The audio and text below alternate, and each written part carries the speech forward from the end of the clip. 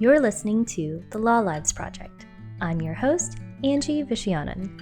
I'm a lawyer that launched a startup focused on changing the legal profession through mentorship. Through this podcast, we will explore the early career steps of real lawyers to help students see that many of us didn't have it all figured out at first. It takes time to find your way in the profession, so we want to shed light on some of the challenges people face in the earliest part of building their careers. Each week, I sit down with members of the legal profession and chat with them about the paths they took to get where they are now, including the times they stumbled, the times they fell, and the times they needed a little help. To encourage candor and vulnerability on this show, the attorney guests will remain nameless, but their stories will be laid bare for your consideration. This episode is sponsored by Velocity LSAT. Have you ever noticed that people who succeed at the LSAT become taller, better looking, and more fun at parties? That they have the uncanny ability to juggle and are graceful ballroom dancers? Well, if you want to succeed at the LSAT, Velocity LSAT has got you covered. Velocity is the online video course taught by me, Dave Hall, the guy with all the 180s. At Velocity, we guarantee you'll hit the 99th percentile or improve by at least 10 points, or we'll keep working with you until you do. Law Lives listeners can get half off your first month's installment or $100 off of a year's subscription. Just enter code LAWLIVES, LAWLIVES, all one word, at checkout. Enroll, get more details, and get our contact info at velocitylsat.com. In today's episode, I'll be chatting with an attorney in private practice at a boutique law firm. She obtained a master's degree while pursuing her law degree, and she's held practically every legal job in the book, from working at the North Carolina Department of Justice, transitioning to municipal law practice, moving in-house to serve a business, starting her own firm, and finally joining a boutique firm. We'll discuss how she also navigated becoming a new mother during her first year of law school. Let's dive right in. Can you tell me, what were some of the reasons you decided to go to law school? Well, I worked for the legislature, and I really enjoyed my time there. When I was looking around to see who were successful chiefs of staff and elected officials, practically all of them had a legal degree or a law background. And so I definitely, the decision was made to go back to school and get a law degree, but also a public policy degree. Okay. So my initial goal was to return back to the legislature and use my law degree in a legislative capacity. Okay. And how did you decide which law schools to even apply to? Well, I definitely had wanted to obtain both my law degree and public policy degree, so that narrowed down schools significantly. I looked for schools that would allow me to get a joint degree in law and a master's in public policy, and narrowed it down that way. And there were a majority of the schools that allow you to do a joint degree. They require it to both degrees to be obtained at the same institution. Okay. So that narrowed it down further because there were just like a handful of schools that would allow me to go to one school to get my master's and still pursue a joint degree at a different institution. Okay. So that narrowed it down more. Looking back, I think there would have been some benefits to go to the same school, but for both degrees. But I felt like, speaking to folks, having more of an alumni base for networking purposes was something that I was also looking at. Mm-hmm. So, yeah. And how did you ultimately pick which law school to attend? It was just very, I ended up picking the school for my master's first. Mm-hmm. So that narrowed it down to the state, particular state, which was North Carolina. And that program allowed me to do my JD anywhere. Mm-hmm. So I ended up staying in North Carolina because they had very lenient in-state qualification. Mm-hmm. So because I had attended the master's program for already a year, Mm-hmm. I was able to qualify for in-state tuition in North Carolina. Oh, fantastic. Yeah. So that worked out really well because it saved me a lot in tuition. Mm-hmm. So it was definitely a good move. And did you consider rankings at all, or was it mostly a Yeah, financial rankings decision? was definitely something that I considered. It wasn't... luckily, I think a lot of the schools that I got into were, at least top tier. Mm-hmm. So as long as it was a good school. And then the financial aid package that was offered was also something that I looked into. But in comparing the master's programs, there were only a few that would allow me to do my JD elsewhere. So my thinking was, if I didn't get into the JD school for that university, I would still have other options. Mm-hmm. And so I ended up going to Duke for my master's program. Mm-hmm. And then I was able to still have a lot of options within North Carolina, because there was, a lot of law schools there in North Carolina. So I knew I was able to still fulfill the end goal, which was a joint degree in law and public policy. Fantastic. And what were some things that you wish you knew before going to law school? There were so many things I wish I knew. I was a first-generation college graduate, and then not having anybody in my family went to law school. Mm-hmm. I really went in blind, not knowing what I was getting myself into. Mm-hmm. So, I had spoken with some attorneys, but still it was all very, theoretical, and mm-hmm. None of the advice that I got was very practical at all or very hands-on at all, because they'd all been practicing attorneys for a long time, and so it wasn't very fresh on their mind. Right. Just went in not really knowing a lot. Luckily, the school that I went to had a non-traditional program for non-traditional students, and it was geared at minorities or individuals who were going back for a second career, mm-hmm. and who had been out of school for a while. And so it was like a boot camp type of a program, and we went and learned how to read a case and how to brief, and that helped. But mm-hmm. still, there's just so many things that I didn't know going in.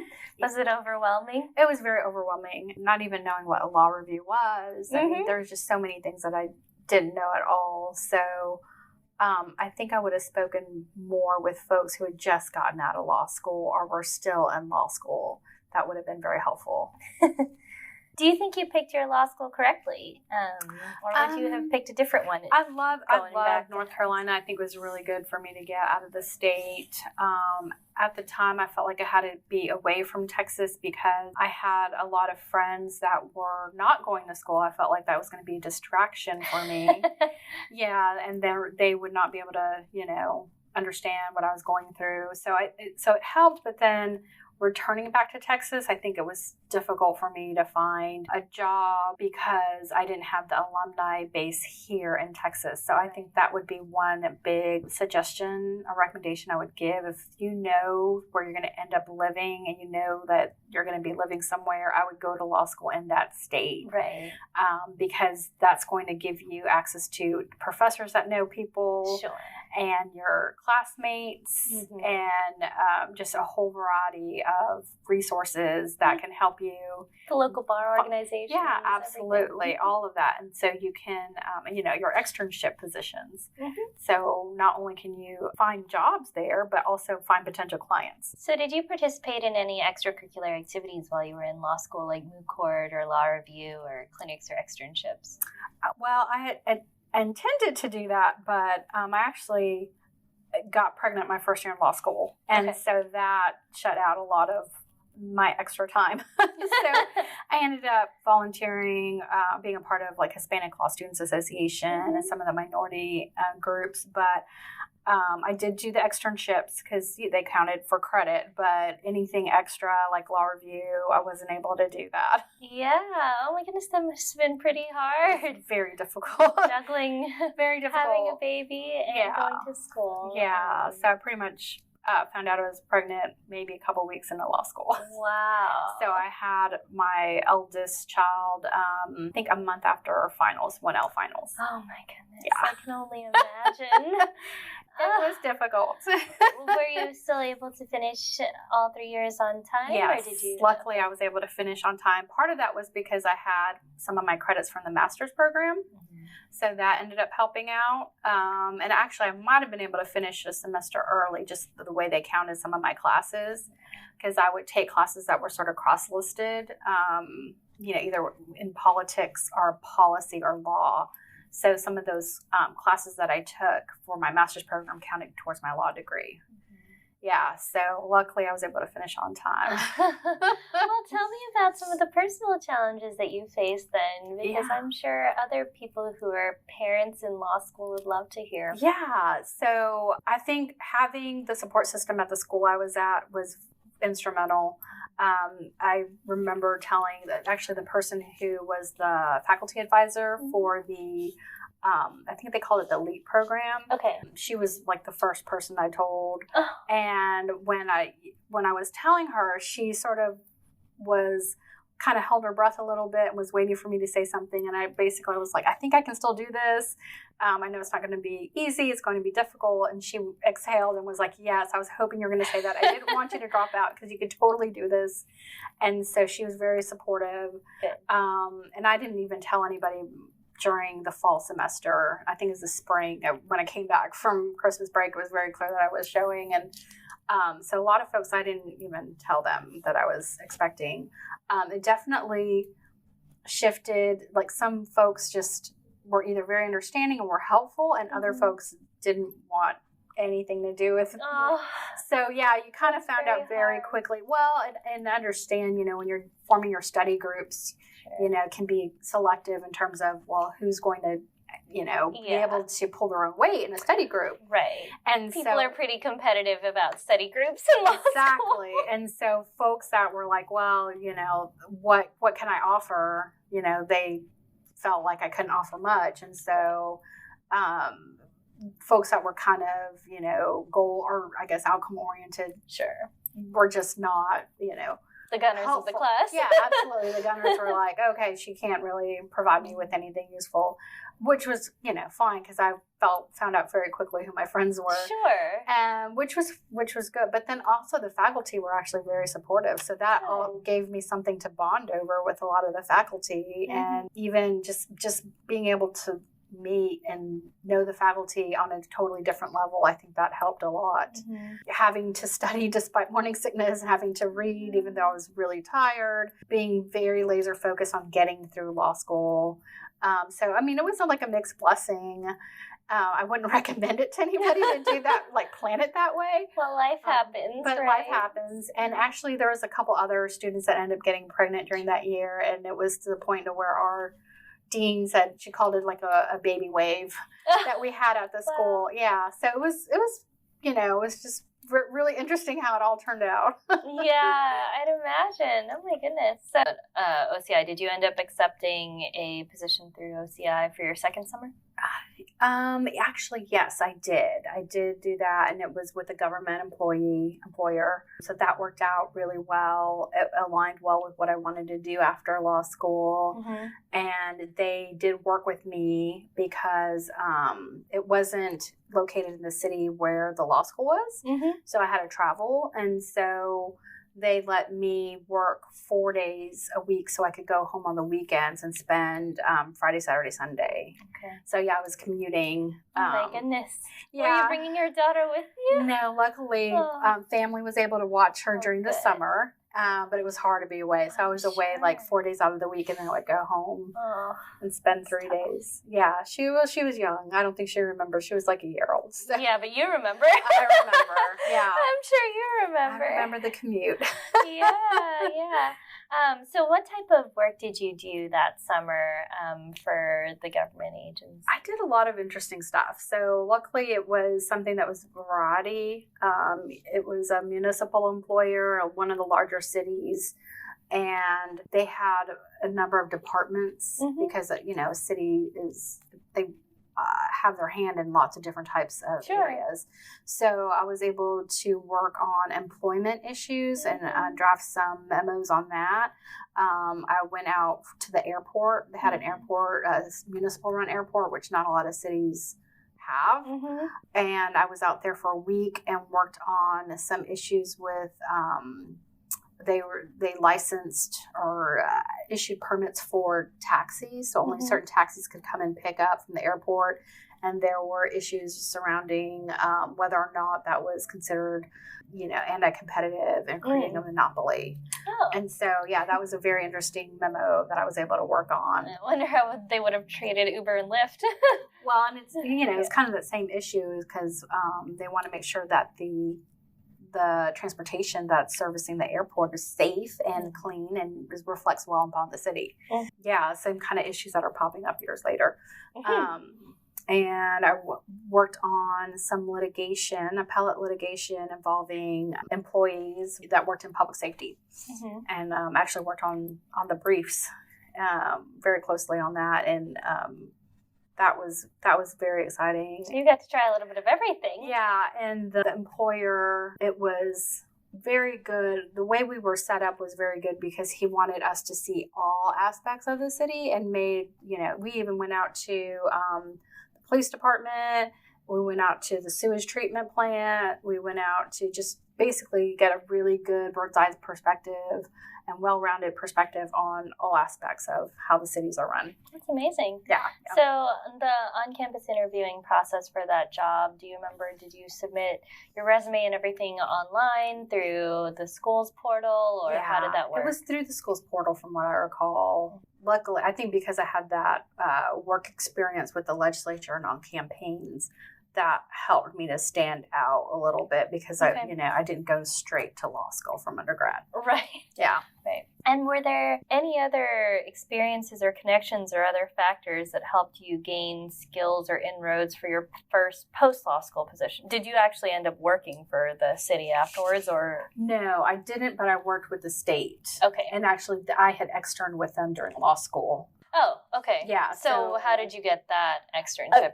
I signed up for the externship program, and so they actually had it your 3L year. For a full semester. Yeah, for full semester, fall and spring. So I was able to get 2 more externship positions to kind of make up for that summer that I hadn't interned anywhere. Oh, fantastic. Yeah, so that And were you at the same state agency for both externships? No, I was at 2 different state agencies. One was like elections, and then one was with Department of Justice. Okay. So I ended up working with the Department of Justice after law school. How did you get those positions? Did you have to apply through the externship office? Correct. So you applied and then you interviewed. And so I hit it off really well because they liked my political experience. Yeah. And then they liked that I was getting a policy degree. And so the projects that I worked on were like special projects that were of importance to the Attorney General. And so we worked on a number of different issues that were either consumer protection oriented or child safety oriented or drug prevention and interdiction.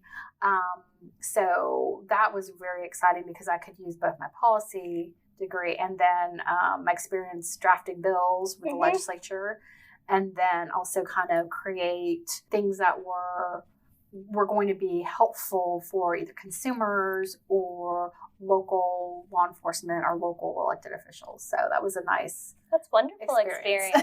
Yeah. So your school helped you basically obtain those positions? Yeah, my school did. And then my experience in the government before law school. And I think having that experience, the public policy. And then I had even interned in DC through my master's program too. So I think having all those layers of governmental experience, whether it was state or local and then federal at some points too. So do you remember when you got your offer for the DOJ? Was it while you were still in school or after you had already passed the bar? I wasn't sure I was going to get the position until I think it was right before graduation. Maybe it was like wrapping up, and they were making purchases for the next year. And so I remember making budget allotments. Exactly. And so I remember them asking me, oh, what do you need, like, supply-wise? And I just like, why are you asking me if I want supplies? You know? Yeah. And they were like, well, you've done really well here, so we're going to hire you. So we're going to hire you. So I'm like, oh, okay, I guess that's the way of getting a job offer. So yeah, it was definitely funny how that works. Yeah, it was really funny. So yeah, I remember they were handing out the little supply booklet, and they're like, pick whatever you want. And I'm like, okay. So yeah, it was before graduation. So Yeah, and then, so can you generally describe what type of work you worked on in those first few years at the DOJ? Yeah, so I specifically worked under a grant, drug prevention and awareness. And so the goal of the grant was to create a training program for law enforcement, local law enforcement, and so they could either recognize signs of drug use or drug manufacturing, and then also create more of a continuum of awareness amongst different areas. So I worked with schools and I worked with the health care community as well, and to kind of really create more of a solid overview and a solid way of going after, one, the drug manufacturers, but then treatment as well for those who were addicts. So was it very substantively law related, or was it more we did draw some laws because part of it was strengthening the laws to go after the drug manufacturers. Okay. So we did have that portion, and then also looking at the federal laws and seeing where there were holes or gaps that the state could step in. Because some of the issue was the federal law enforcement weren't going after these types of offenses. And so we had to strengthen the state law as well. So there was some of that. And then it ended up, so I was initially working under a grant on the drug piece. Then child safety became more of an issue. So child internet safety, it was basically right around the time when Facebook was becoming really popular and expanding privacy issues. Well, privacy issues, but then the age of the children that were on Facebook. So there was a point when there was no age requirement. Right. And so this was kind of before that. So we worked closely with the internet service providers in figuring out, well, how do we even determine how old a user is? How do we make it safer for children so that they're not exposing themselves to traffickers? So I worked a lot on that, and that was really interesting because we were looking at jurisdictional issues. You know, the state attorney general, do they even have a say in this? This is totally just a federal issue. So that was very exciting because it was very cutting edge. Yeah, that's exciting. So do you think you chose the right practice area, or really the right specialty area coming out of school? Did you enjoy the work? I definitely enjoyed it. I liked it, and then I felt like I was getting a little too niche, though. I felt like it was very, one, was it enough legal, and two, was I learning enough of the different skill sets that you need to be an attorney? So, sort of have morphed into doing more small business law. I worked in-house in a publicly traded corporation, so a lot of the stuff I did was more from a regulatory perspective and a compliance perspective. So being, on the other side of the table, I felt like I could understand kind of what the concerns were for somebody who was either initiating an enforcement action or prosecuting for noncompliance with whatever type of regulation it was. So how long were you at the DOJ before? I was about there for about 3 years. 3 years, and then we moved, and then worked some in municipal law, and worked for a couple of firms that represented lots of different cities and lots of different sizes of cities. So I got a good perspective from small cities to larger cities. So can you explain some of the types of work that those firms worked on? Oh, sure. So we would serve as a city attorney for whatever the client was. And we worked on drafting ordinances, resolutions, we did employment law, prosecutions for Class C misdemeanors, economic development initiatives, taxes, eminent domain, so determining whether or not that it was going to be a public benefit, and if so, getting the property from the private landowner on behalf of the city. We did a number of issues like that. I'm trying to think, lots of employment law, contracts, utilities, aviation. So were you doing all transactional work? Mostly transactional. Or were you doing more mostly litigation? Transactional, and then the litigation that we do was, I was a prosecutor for cities, and so we prosecute Class C misdemeanors. Okay. So, and then also responding to subpoenas, because the city would get subpoenaed in all types of matters, even though we were not, a party to the litigation. Sure. So it would just range because a lot of times employees were involved in family law matters, and so their entire personnel file would get subpoenaed. So we would, it was interesting because we would still see some kind of different areas of law, even though it wasn't truly municipal, or it didn't involve the city directly. It just involved somebody who happened to work for the city 10 years ago. Yeah, sometimes there's a lot of overlap, and then sometimes there's none at all. Right. In different specialty areas. Yeah, absolutely. And then the cities also have to comply with environmental laws and regulations, and so sometimes the state would initiate enforcement actions against the city, so we would defend against them as well. Okay. And then also utilities, you look at rate making proceedings anytime the city wants to increase their water rates or the electricity rates. So there's a lot of administrative law too. Okay. And how long did you stay at that firm that you went to after DOJ? About 5 years, and then I was with another firm that did similar work. How big was that first firm?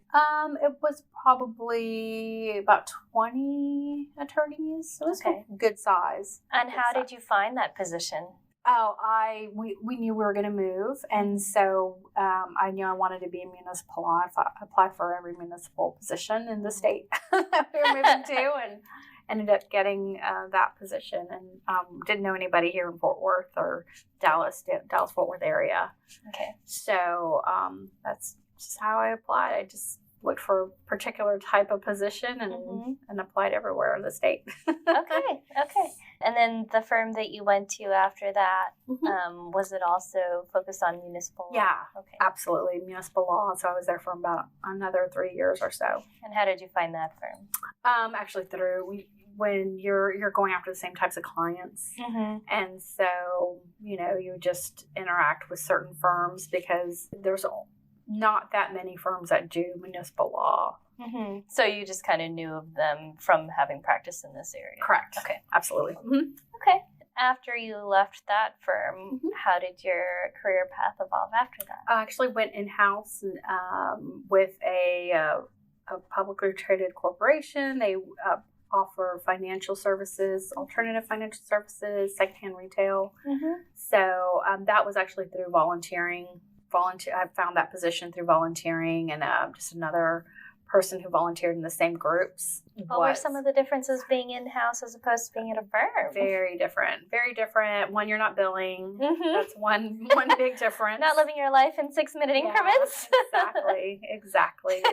And then it was a different perspective. And then we had, certain financial products that we offered. So learning that area of law like very, very quickly, and doing a deep dive, and feeling like I needed to be competent enough to where I could advise the executives, the C-suite, and then also the senior managers that had been working for the company for 20 years. Yeah. So financial services is a very different industry than municipal law. Absolutely. So. And then, but, learning the regulations, and then actually we operated in lots of states. So over like 24 states. So not just knowing Texas law, now I'm learning all, lots of states law. So that was another thing. And then not being the regulator anymore, but being the entity that was having to comply with the laws. Sure. So that was a twist too. But I felt like my background lended itself well. And then I could actually speak to them kind of from that same perspective, and acknowledge, where there were gray areas in the law, and where we could kind of agree to disagree. Yeah. Even if it wasn't a gray area, we didn't have the same reading of the law, but, we're going to try and reach a happy medium. Sure.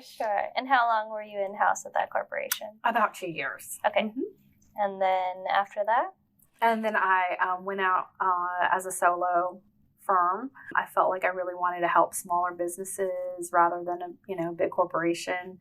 But I also wanted to work with nonprofits as well. I do a lot of volunteer work, and so really wanting to be able to help community organizations and get them set up correctly. What was it like launching your own firm? Oh, it was, a little scary, but it was also very sure. exciting, and being able to kind of explore areas of law because I wanted to and not because, nobody else wanted to research that project. So I just happened to stumble upon something. So really exploring things because I was just curious about it. Were there any resources that you access to help solo practitioners sort of get started? Sure. Well, I did a lot of research, just reading and then speaking to other attorneys, but there's some really helpful resources on like Facebook. So there's a group called Boss Ladies Esquire. That's very helpful. And there's a couple pages that just that focus on Texas law or that focus on different local areas of law or even like estates. So making use of those resources that are online. Yeah. Do you think you would have learned anything in law school that would have helped you do that? Oh gosh, probably not, because the classes, they don't really offer like how to run a business. Right. Yeah. Or how to be an employer. Yeah. I think a lot of students are always shocked to hear what you actually learn in law school as opposed to what you actually need to practice. Yeah, well, absolutely. Oh, yeah. And I think probably my policy degree helped a little bit with figuring out different areas of law that you weren't accustomed to and just saying, okay, well, how do I learn this quickly? That probably helped some. But in terms of law school portion of, how do you run your own business, that's just not there. So what type of matters did you mostly handle with your solo firm? So incorporations for businesses, lots of contracts, transactional matters, EEOC issues. I would investigate complaints, commercial disputes over leases, nonprofit formation as well, policies and procedures for healthcare providers. So I did a variety of matters. Oh, and then intellectual property, logos, trademarks. How much of your time would you say you spent in transactional practice versus litigation? Oh, much more. I would say 80 to 90%. And how much time would you say you spent interacting with clients as opposed to actually doing the substantive? As a solo or as a across? Definitely, maybe 40 to 50%. Yeah, I had much more. Yeah, much more client interaction as a solo. What were some of the best things about your job? Well, definitely flexibility, and then meeting new people, and then getting to learn different areas and different types of small businesses, kind of what they do. And then starting to recognize, the difference between a business that's dealing directly with a consumer versus a business that's dealing with another business, and kind of how they need to approach things from a transactional perspective. What are some of the worst things about your job? Well, there was, some instability in terms of the income or the clients. And when you're dealing with either in-house or municipal client, there's a certain level of sophistication that you're going to have, or a certain level of professionalism that you're going to have, versus just dealing with individuals. And then even them just kind of knowing what to expect from a lawyer, or knowing how lawyers' fees are charged, versus having to explain like the very, very basics, like this is the kind of work that I can do for you at this rate, versus, I don't really handle that. You should probably go to a CPA for that. And so I felt like I got more out of the bubble, so to speak, working as a solo. Versus working in-house and working for government clients. And you recently switched roles again, right? Right. Yeah. So, I just joined another firm as of counsel, but I'll be providing the same types of services for businesses and transactional. What are some things that you wish you knew about practicing before you started practicing? Good time management. That's always something that's good to have. And then kind of being able to focus on what to prioritize. Regardless of who your employer is, you're going to have a lot of competing demands, and you're going to have different folks telling you what is a priority, especially if you're working for a number of different partners or partners and associates, senior associates that are expecting work from you. And so trying to figure out how are you going to juggle all those demands. And then also the interpersonal issues that, working with different types of personalities and figuring out kind of how to either read between the lines or when you've got to escalate a matter. Is it something that you can handle on your own with another associate, or is it something that you need to bring to the attention of a senior associate or a partner? So kind of learning all of those things that they're not going to teach you in law school. That stuff that you've got to either, develop some instinct. So the firm that you're at now, how big is it? There's about 5 attorneys, so it's not as big as some of my other firms. So it's about. And do they have support staff? Yes. Okay. Paralegals and yes, legal assistants. Okay. So how many hours typically would you say that you work in a week or a month? Oh, well, it depends on the billable requirement. So at some of the other firms that I was at, we had higher billable requirements. So it was around 60 hours to meet your billable requirements. But was that 60 billables or 60 including your non-billable? 60 including non-billable. Okay. Yeah. And then with the solo, I felt like I was still working about that much, but some of it was on client work and some of it was on marketing and business development. And you become the one man everything. Exactly. So, either way, you're going to be pulling long hours. Sure. And does it change as time goes on, as you become more senior, or do you think your hours pretty much maintain? Yeah, I don't think so. So I felt like the partners were still pulling up that amount of time. And how is your performance evaluated in your current position? How often do you get evaluated? Well, I don't know yet since I just started. Okay. So I don't have a good response to that yet. Okay, sure.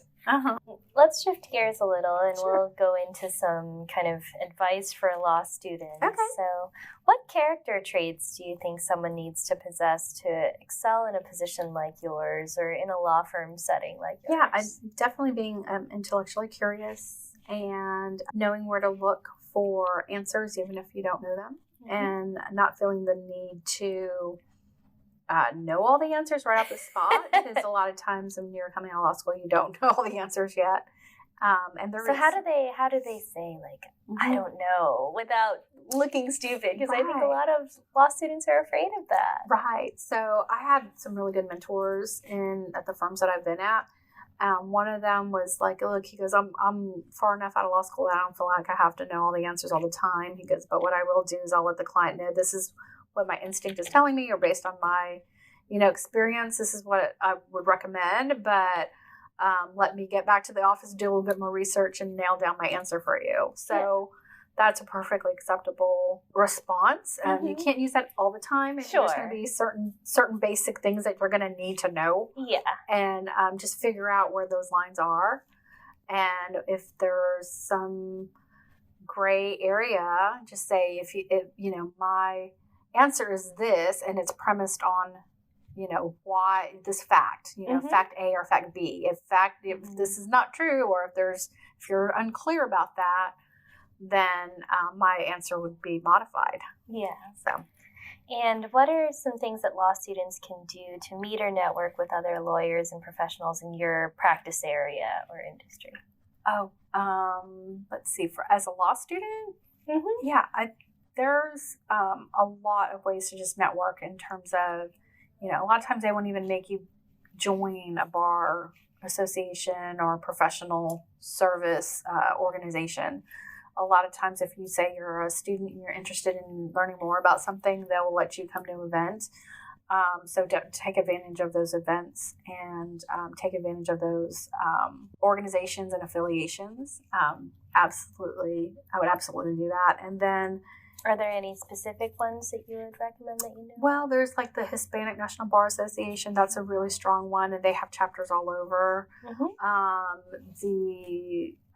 Let's see, there's also a lot of industry-specific organizations. So if you're interested in a certain area of law or litigation, and then, of course, a local bars association and the Inns of Court, a lot of times they will have certain events that students are welcome to attend. Or they're focused on students. Right, yeah, absolutely. They're focused on students as well. And then depending on what type of law you want to practice, if you want to work with businesses, there's chambers of commerce, or there's community service organizations like Kiwanis Club that you can join and sort of start getting to know folks in the community, because ultimately you're going to be working with them regardless, whether you're looking to them to be potential clients, or you're looking to learn from them because you're faced with a problem or an issue in a specific industry that you've never dealt with before.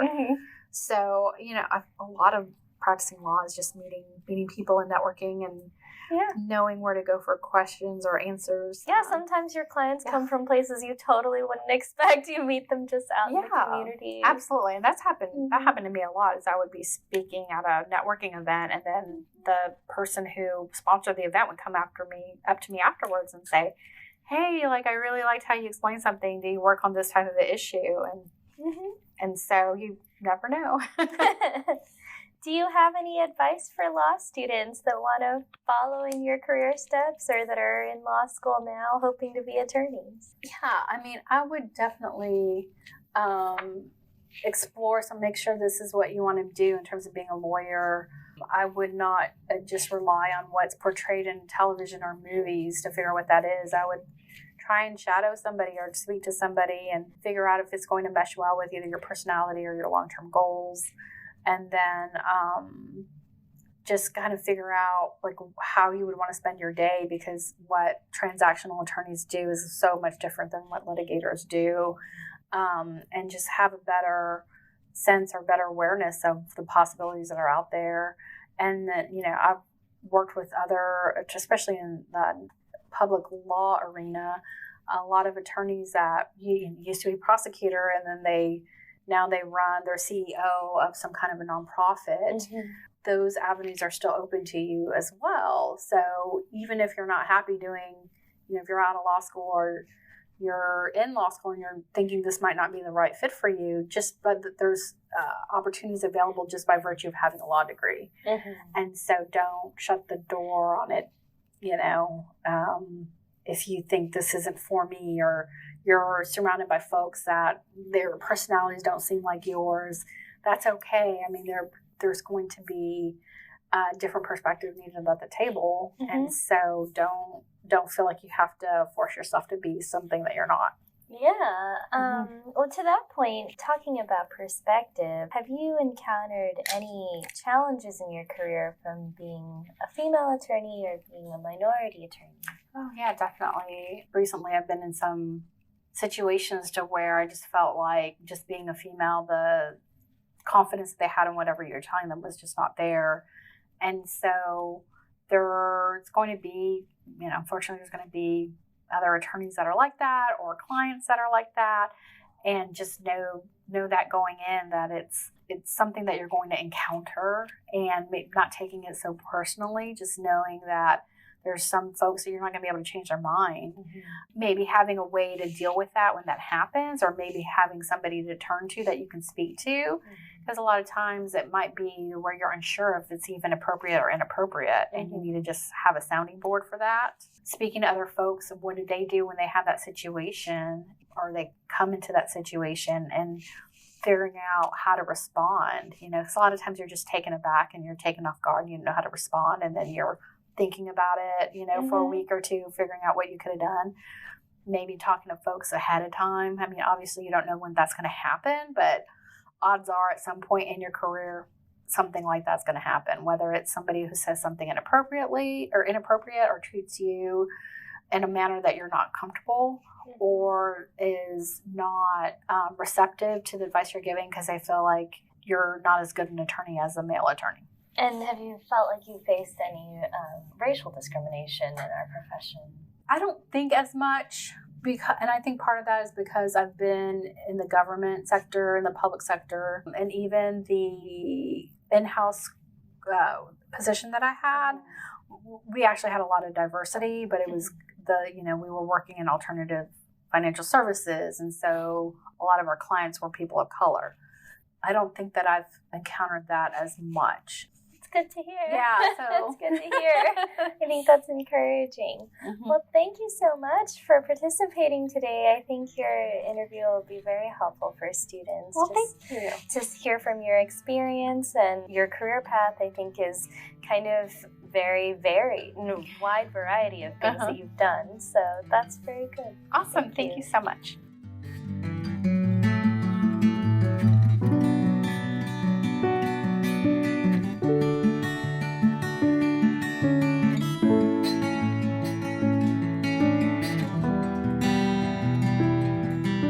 All right, everyone. That's it for today.